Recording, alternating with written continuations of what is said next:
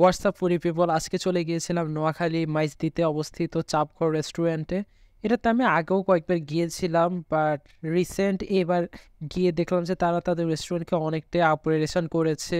Interior plus space সবই অনেক ভালো করেছে।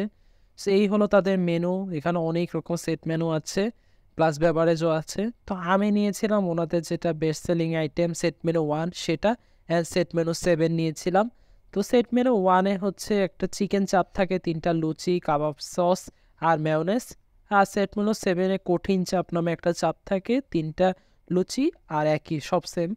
তো ফার্স্টে আমি সেট মেনু 7টাই ট্রাই করছি, কঠিন চাপ, যেটাতে মাংসের অ্যামাউন্ট ভালো পরিমাণ আছে, 4 থেকে 5 পিস দেয় ওরা। তো আর মাংসটা হচ্ছে একটু জুসি মাংস, মানে একটু মাখা মাখা ঝোল আলা। এটা অনেকটা চাপের চেয়ে বেশি চিকেনকে একটু ঝাল ঝাল করে রাতলে যেরকম হয় ওইরকমই, বাট কাবাবের একটা ফ্রেগরেন্স আছে। সো আমি কাবাব সস আর মেয়োনেজ দিয়ে খেয়েছিলাম, ভালোই লেগেছে একসাথে। আর লুচিগুলো একদম তাজা মুচমুচে গরম গরম দিয়েছিল। সো ওভারঅল খেতে ভালো লাগছিল, আর একদম সফটই ছিল চিকেনগুলা। সো আমার কাছে এটা ভালোই লেগেছে।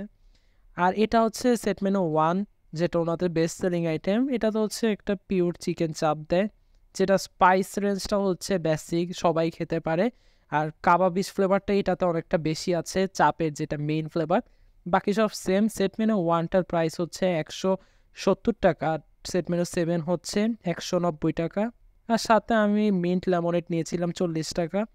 ওভারঅল সবই ভালো ছিল। টাটা।